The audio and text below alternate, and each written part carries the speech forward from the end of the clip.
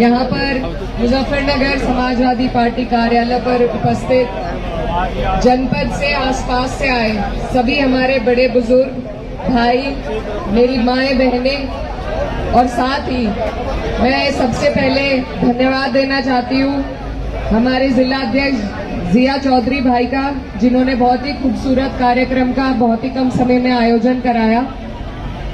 हमारे बीच में मेरे बड़े भाई और आप लोगों की विधानसभा में मजबूत आवाज पंकज मलिक जी, पूर्व सांसद कादिर राणा जी, हमारे गार्जियन हमारे अंकल पूर्व राज्य मंत्री राजकुमार यादव जी, राकेश शर्मा जी, मुकेश चौधरी जी, प्रमोद त्यागी जी, सत्येंद्र सैनी जी, बच्ची सैनी अंकल जी, हमारे बहुत ही आदरणीय और करीबी मास्टर इस्लाम चेयरमैन साहब, हाजी लियाकत साहब, माजिद भाई और जितने भी लोग जो मंच पर मौजूद हैं, जो समाजवादी के मजबूत स्तंभ हैं यहाँ पर, जिनका नाम मैं नहीं ले पा रही हूँ, आप सबसे माफी चाहती हूँ, लेकिन आप सबका दिल की गहराइयों से धन्यवाद करती हूँ कि आप लोग यहाँ पर मौजूद हुए और इस कार्यक्रम को सफल बनाया। आप लोगों ने, आप सभी को बहुत बहुत बधाई।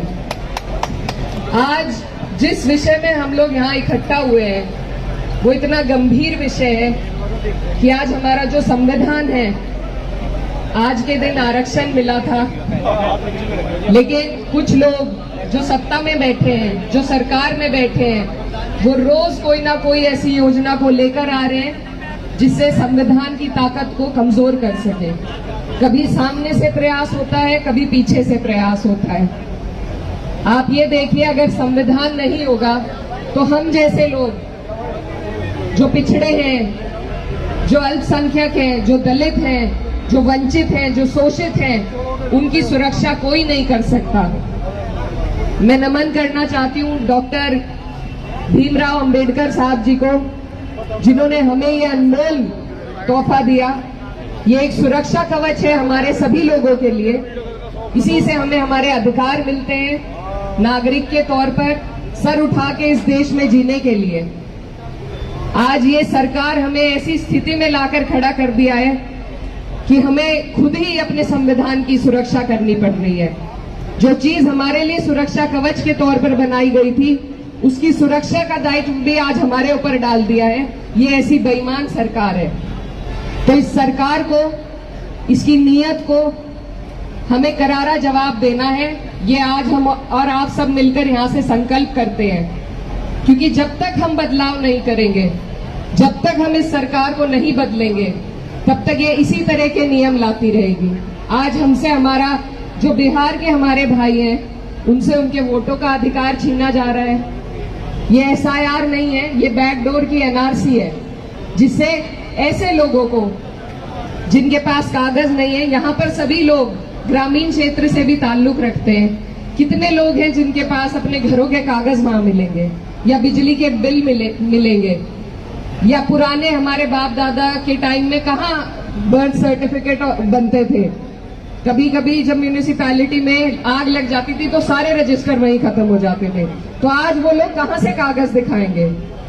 और मुझसे पहले वक्ताओं ने कहा कि जो 60 लाख 55 लाख लोग जिनका नाम निकाला जा रहा है, अगर इतने लोग बाहर से आकर बसे थे इस देश में, तो पहले सरकार क्यों आंखें बंद करे बैठी हुई थी। अब चुनाव से सिर्फ 2 महीने पहले उनके खुद के अपने मंत्री का कहना है, बिहार से जो है, मैं नाम नहीं लूंगी लेकिन आप लोग सब उनका बयान समझ सकते हैं। वो कह रहे मुझे ही नहीं अपने कागज मिल रहे। तो जो लोग सत्ता में बैठे हैं, जो सिस्टम में बैठे हैं, जब वही अपने कागज नहीं ला पा रहे, तो आप और हम और जो अंतिम कड़ी में खड़ा हुआ व्यक्ति है, वो कहां से अपने कागज ला कर देगा। तो ये और कुछ नहीं है, ये सिर्फ और सिर्फ आपको और हमें हमारे वोट के अधिकार से दूर करना चाहते हैं। उत्तर प्रदेश की अगर बात करें तो जो स्कूल के मर्जर का नियम सरकार लाई है, गरीब आज ना अपने बच्चे पढ़ा सकता है, ना अपने बीमार का इलाज करा सकता है, ना बिजली की समस्या इतनी बड़ी है, लेकिन सरकार को किसी की नहीं पड़ी है। तो ये सरकार है, इसको बदलने के लिए आपको और हमें संकल्प लेना होगा। कई चुनाव होते हैं, ये मुजफ्फरनगर की धरती मेरे वालिद साहब की कर्म भूमि रही है। और इसीलिए यहाँ मेरा कई बार बार आना होता है, क्योंकि आप लोगों से जो लगाव है वो बहुत पुराना है। आप लोगों ने ऐसे वक्त में मेरे वालिद साहब को यहाँ से जिताया था जब टीवी वाले भी दावा करते थे कि चौथे नंबर पर रहेंगे। तो मैं उसके लिए भी आपका धन्यवाद करना चाहती हूँ कि आप लोगों ने यहाँ से उन्हें जिताकर संसद में भेजा, उन्हें अपनी सेवा करने का मौका दिया। इसका एहसान मैं कभी नहीं भूल पाऊंगी। लेकिन आपसे ये जो लगाव की डोर है ये तभी से बंधी हुई है। और मैं बस यही कहना चाहती हूँ कि ये जो हमारा 24 का चुनाव था लोकसभा का, हम पश्चिम में कैराना भी जीते, हम सहारनपुर भी जीते, हम मुजफ्फरनगर भी जीते। और ये जीत आप सबकी है। और आपको आत्मविश्वास दिलाने के लिए मैं ये आई हूँ कि यहाँ पर सिर्फ हमारे भले ही एक ही विधायक हो पंकज भैया, लेकिन भाजपा का भी एक ही विधायक है। बाकी जितने विधायक हैं वो समाजवादी की वजह से बने हुए हैं। तो ये पूरा जिला हम जीत सकते हैं, ये पूरा का पूरा जिला हम जीत सकते हैं और हम जीतेंगे।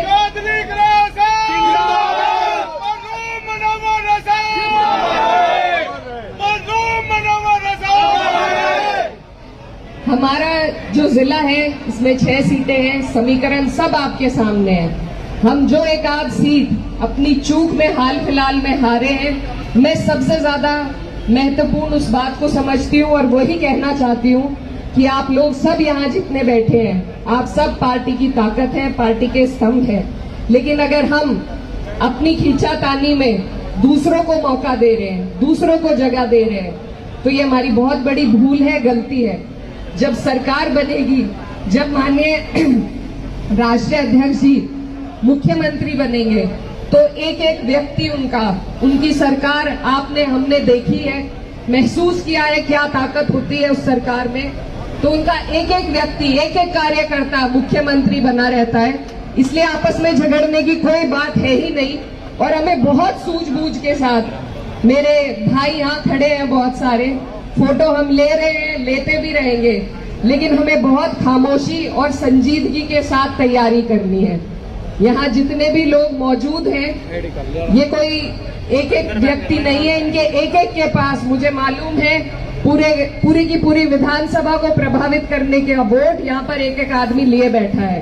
तो आप लोग अपनी ताकत को समझिए, मेहनत करिए और मुझे पूरी उम्मीद है कि आप और हम लगकर जब एक एक सीट पर मेहनत करेंगे तो हम अपना 27 का लक्ष्य जरूर पूरा कर पाएंगे। लेकिन उसमें हमें सोच बड़ी रखनी है, दिल बड़ा रखना है कि मेरी सीट में जीत लूं, अगली कोई हार जाए, ऐसे काम नहीं चलेगा।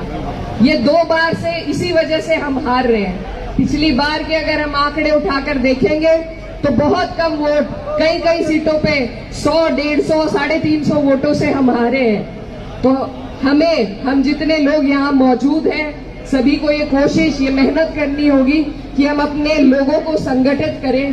टिकट चाहे किसी का भी हो, चुनाव चाहे कोई भी लड़े, आपका हमारा लक्ष्य होना चाहिए सरकार बनाना।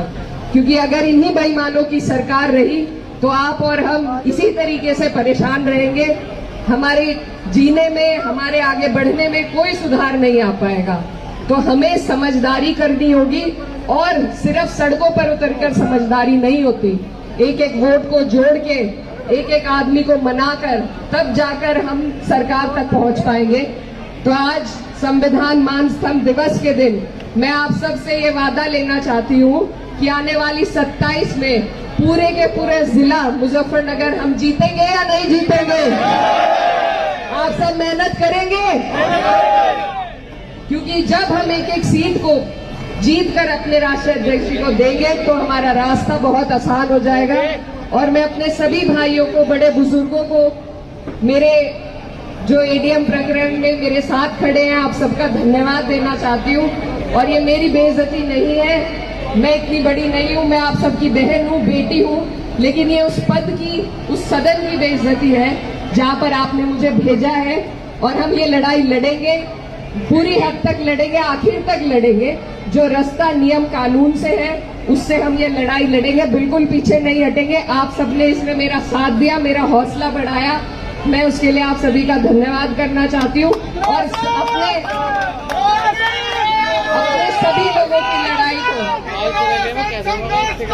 हम तुम्हारे साथ हैं, संघर्ष करो, हम तुम्हारे साथ हैं। ऐसे बहुत मामले होते रहते हैं और होते भी रहेंगे, लेकिन हम अपनी लड़ाई में, आप लोगों की लड़ाई में कभी किसी के आगे न तो झुकेंगे न डरेंगे। मैं जिनकी बेटी हूँ उनसे मुझे ये सीख नहीं मिली कि हम किसी से डरें या झुकें, लेकिन हम नियम से, जैसा पंकज भैया कह रहे थे कि हम लड़ना भी जानते हैं और पढ़ना भी जानते हैं, तो हम अपनी कलम की ताकत से लड़ाई लड़ेंगे और अंत तक की लड़ाई लड़कर इन्हें दिखाएंगे और जीतेंगे भी। बस आप लोगों का साथ इसी तरीके से बना रहे और इसी तरीके से जैसे आज आप इकट्ठा हुए हैं, इस परिवार को, इस खूबसूरत गुलदस्ते को संजो कर रखे और 27 में हम अपने साथ हुई एक एक नाइंसाफी का जवाब देंगे, वोट की ताकत से देंगे और सारी सीटें जिता कर देंगे। जय समाजवाद, जय हिंद। आप सबका बहुत बहुत धन्यवाद।